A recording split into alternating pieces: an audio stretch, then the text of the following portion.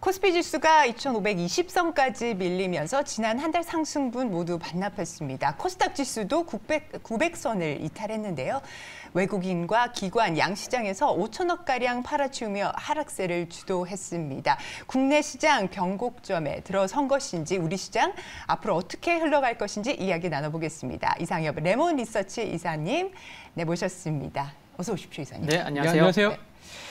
자, 어제 시장에서 굉장히 좀 많이 빠졌습니다. 기술적인 분석으로는 지금의 코스피 상승 추세 저점 120일 이평선에 딱 좀 떨어져서 상승 추세를 지금 뭐로 갈지 아니면 추가 이탈할지 분기점에 놓여 있다고 하는데 지금 시장 어떻게 보셨습니까?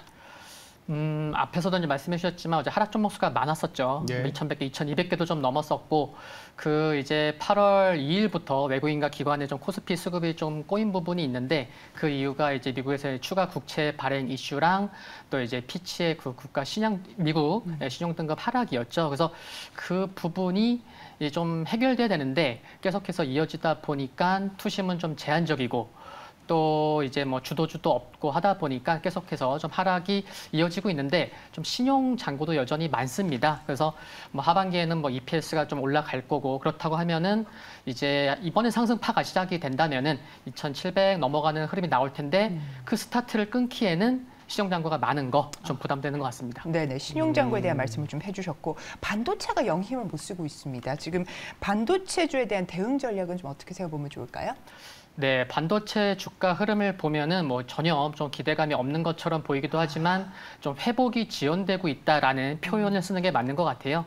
결론부터 말씀드리면은 뭐 좀 보유한 분들은 여기서 좀 매도할 자리는 아닌 것 같고요. 네네. 뭐 다음 주에 이제 엔비디아 실적 발표가 있는데 좀 엔비디아 실적 발표 전까지 모아가는 전략 유효하다라는 결론 먼저 말씀을 드리는데 그 디램 산업의 현재 상태를 보여주는 그 디램 산출 가치 지수가 이제 DXI 지수라고 있는데 꾸준히 좀 하락하고 있는 점 좀 안타깝지만 그런데 어제 양시장 하락 종목수가 좀 많았음에도 불구하고 좀 일부 반도체 종목들이로 이제 매수세가 들어오면서 상승한 거 좀 눈여겨볼 부분이라고 생각이 듭니다. 뭐 네. 대표적으로는 뭐 PSK 홀딩스, 두산테스나 유진테크 등 2분기 실적 발표를 왜 좀 상대적으로 상승폭이 컸지라고 좀 살펴보니까 이제 힘든 2분기에서도 YOY로 좀 실적 개선이 있었다는 거, 좀 그래서 좀 매수가 들어온 게 아닌가 싶고요. 그래서 반도체의 불씨가 아직 죽진 않았구나라는 거 몇몇 종목에서 확인할 수가 있었고 또 코스피 어제 외국인 순매수 1위에서 3위까지가 순매수 금액은 크지 않았지만 뭐 삼성전자, SK하이닉스, 한미반도체가 각각 1위, 3위, 2위, 3위였었어요. 그래서 이런 부분도 긍정적이고 그래서 많은 투자자분들이 엔비디아 실적 발표 다음 주에 뭐 단기 변곡점으로 좀 보고 있는 점이 있는데 만약에 저도 뭐 좋게는 보고는 있지만 혹시나 좀 눈높이가 높아서 엔비디아조차도 좀 변동성이 커진다 해도 모아가는 전략은 여전히 유효하다. 왜냐하면은 8월보다는 9월이 더 중요하니까 그런 말씀을 드리는 거고요. 9월이 왜 중요하냐면 세 가지 짧게 말씀드리면은 이제 엔비디아로 삼성전자의 그 HBM3 퀄 통과 기대감이 있다는 거, 또 감산 효과가 본격적으로 진행할 수 있는 게 9월이고, 또 이제 9월 뭐 중순 전후로 해서 또 ARM 상장 통과 기대감도 있기 때문에 엔비디아가 혹시 좀 출렁거린다고 하더라도 뭐 전략은 변함없다라는 거 말씀드립니다. 네. 말씀하신 것처럼 이제 반도체가 어제 사실 시장을 어떻게 보면 좀 버텨주는 역할을 좀 하긴 했지만 시장 전체적으로는 좀 분위기는 나빴지만 그래도 반도체가 이제 바닥을 잡아준다면 시장에 또 기회가 있다라는 생각이 드는데 그 반도체에서 특히 이제 삼성전자의 움직임이 또 주목이 되잖아요. 네. 얼마 전에 뉴스에서도 나왔지만 ASM의 지분을 팔면서 한 3조 원 가까이 현금을 마련을 했습니다. 반도체 생산 라인 투자 비용을 확보했다라고 하는데 뭐 어떤 이런 뭐라 할까요? 선제적인 투자를 위한 자금 확보다. 그럼 업황 회복에는 또 삼성전자가 좀 기대를 갖고 가는 거 아니냐 이런 해석도 있더라고요. 어떻게 보고 계세요? 네, 뭐 당장 구체적으로 어디에 쓸 거다라는 얘기가 뭐 나오면 좋겠지만 안 나오더라도 지금 말씀하신 부분은 중요한 것 같습니다. 그 삼성전자가 그 보유했었던 ASML 지분의 1분기 기준으로는 1.6%였는데 좀 매각을 해서 지금 한 0.7%로 줄였는데 한 3조 원 전후라고 좀 이렇게 전망이 되고 있더라고요. 근데 반도체 산업에 있어서 그 기술 격차, 초격차 투자를 해서 기술의 초격차는 너무나 중요한 것 같아요.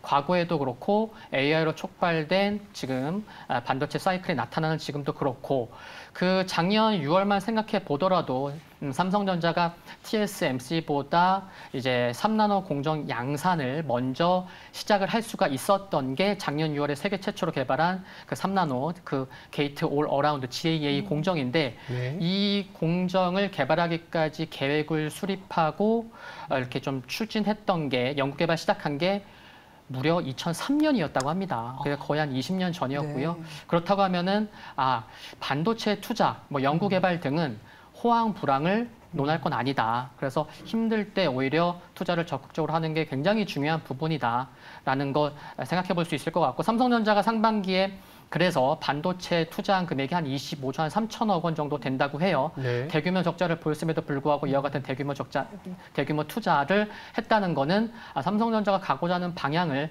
또 이번에 3조 원 재원 마련한 것도 그 방향성에 좀 투자를 하려는 게 아닌가 싶고 그 참 중요한 게 이제 전략적 투자가 진행이 될 텐데 투자가 될 곳이 뭐 파운드리랑 또 이제 패키징 등의 투자가 될 것으로 봐요. 근데 어제도 보면은 삼성전자가 파운드를 굉장히 중요하게 보고 있는데 4나노 공정의 AI 칩 수주 소식이 있었죠. 테일러 네. 공장에서 양산할 그 부분이 있었고 그리고 올해 TSMC에서 그 약 19년간 패키징 기술 개발했었던 뭐 린준청 부사장을 또 영입한 것도 봤을 때는 삼성전자가 파운드리 패키징 쪽에 굉장히 많은 관심을 갖고 있구나라는 거가 중요한데 7월에요. 한 7월 중순 넘어서 7월 말 그 사이에 삼성전자가 엔비디아에 제안을 했던 게 하나가 있어요. 그 HBM, 그 GPU용 HBM3랑 2.5D 그 패키지 턴키 공급을 제안했는데 그 제안한 것만으로도 좀 삼성전자의 자신감을 좀 알 수가 있었고 빠르면 9월 중에는 뭐 퀄 통과 소식이 있을 수 있는 게 아닌가. 왜냐하면은 삼성전자가 9월 달에 HBM3 본격적으로 양산한다는 그런 소식 전망도 있었고 7월에 테슬라의 그 향후에 삼성전자가 칩 수주 소식이 있었는데 이 테슬라의 칩 수주 소식이 있기 전 5월 달에 머스크를 만난 것을 봤을 때는 한 2개월 정도의 시간이 있거든요. 그러면은 제한한 게 7월이면 한 2개월 정도, 그럼 9월 달에는 좀 기대감이 있을 수 있는 게 아닌가. 그렇게도 생각해 볼 수 있는 것 같습니다.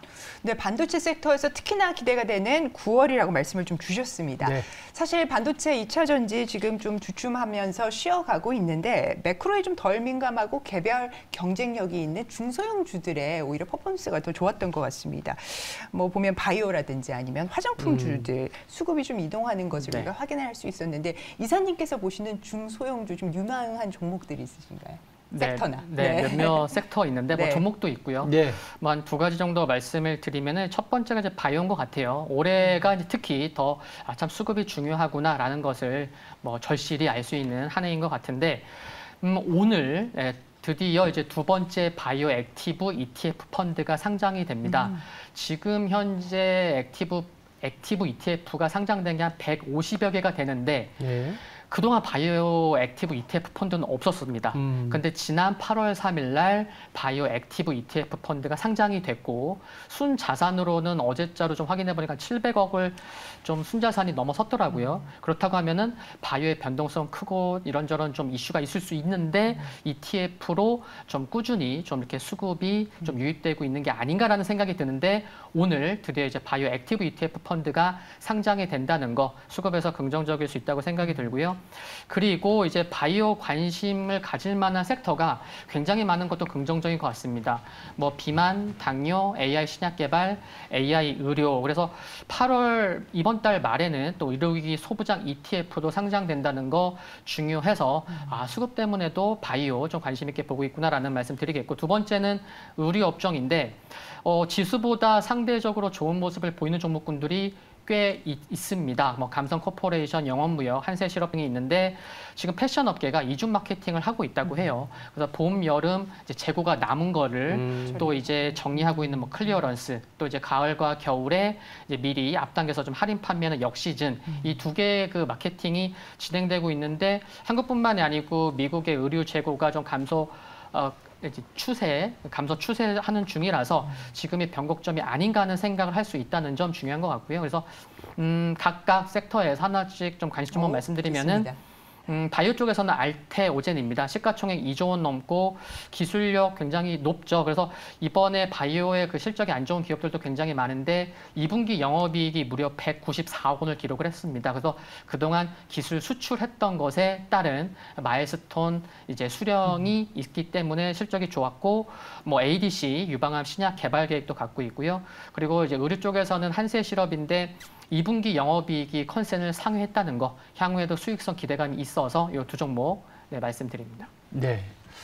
이렇게 뭐 화장품, 바이오로도 약간 투자 심리가 이게 전환이 되고 있는데 또 하나의 또 모멘텀까지는 아니지만 최근에 갑작스럽게 반짝하고 있는 게 중국발 리오프닝 효과라고 볼 수 있는데 물론 또 부동산 문제도 있고 여러 가지가 있지만 중국 정부 입장에서는 소비를 진작시키는 게 또 하나의 관건이거든요. 중국 소비주와 관련해서 시장이 이렇게 큰 관심을 모았습니다만 더 갈 수 있는지 유념해야 될 변수들이 좀 있을 것 같아요. 당장은 없을 것 같습니다. 당장은 없다. 네, 당장 없을 것 같은데 최근에 이제 관련된 뉴스 좀 많이 좀 확인해 볼 수 있고 뭐 가까운 명동만 가더라도 뭐 이제 한국어 뭐 또 중국어까지 잘하는 그런 네. 이제 인력을 또 뭐 구하는 그런 뭐 상황도 또 이제 그리고 포스터 같은 경우도 이제 중국어로 된 거에 굉장히 많더라고요. 그래서 참 이게 체감할 수 있는 그런 분위기는 거 알 수가 있고 그러니까 산업계는 정말 이번 기회에 정말 잘 활용해야 될 것 같은데 그래서 뭐 여행, 항공, 호텔, 면세 등이 분위기가 좋은 것 같은데 안 그래도 어제 그 긴급 대책 회의가 열렸네요. 그래서 보니까 한국공항공사에서 그 중국 단체 여행객 유치를 위한 긴급 대책 회의가 열렸는데 그 김포공항, 제주공항 등 7개 지방공항에 그 중국 노선을 무려 연말까지 4,500편을 증편하려는 그 이제 결과를 어제 이제 도출이 된 거죠. 그래서 상반기에 여기 7개 지방 공항으로 입국한 중국인 관광객이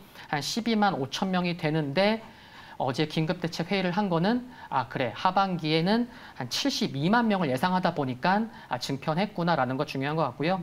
관심으로는 이제 돈을 쓰러 오니까 이제 뭐 면세, 호텔, 카지노 섹터 중요한 것 같고 일정도 있어서 좀 중요해서 말씀을 드리면 약 한 달 후에 이제 상하이에서 K관광 로드쇼가 9월 15일에서 3일 연속 이제 개최가 된다는 거 중요한 것 같고요. 또 그리고 9월 말에서 10월 초까지 이제 국경절이랑 또 이제 중추절 이어지는 그런 대목이 있기 때문에 지금 좀 관련된 주가가 좀 많이 올라왔음에도 불구하고 우리가 앞으로 좀 확인할 뭐 뉴스를 언론을 통해서 듣게 될 뭐 관련된 수치는 정말 뭐 깜짝 놀랄 그런 뭐 수치가 되지 않을까 그런 차원에서 당분간은 뭐 크게 염려할 부분은 없지 않을까 그래서 긍정적으로 말씀을 드렸고요.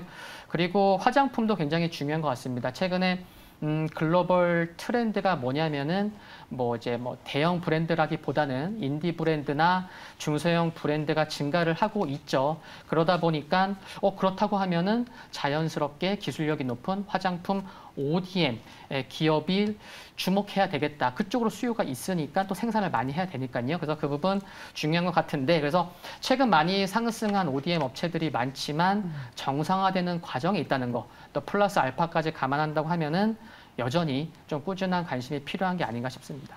네. 일정 말씀을 주셨고 중국 소비주 그러면 조금 더 가지고 가도 되는 걸로 보십니까? 네, 그래서 지금 화장품주가 최근에 좀 상승 각도가 좀 가팔라서 좀 지금 들어가기엔 조금 어려운 부분은 있긴 있어요. 뭐 시장도 좀 주춤하는 부분이 있고, 근데 우리가 좀 이렇게 길게 좀 중기적인 추세를 그려온 뭐 이미용기기, 피부 미용 쪽의 흐름을 보면은 실적이 되니까 꾸준히 상승을 해왔거든요. 그런 차원으로도 좀 화장품, 특히 ODM 관련된 기업들이 움직일 수 있지 않을까 그런 포인트가 있다는 것도 중요한 것 같습니다. 네, 다음 또 대담을 기약하면서 오늘 또 이상엽 이사님 보내드려야 될 것 같습니다. 오늘 말씀 대단히 감사합니다. 감사합니다.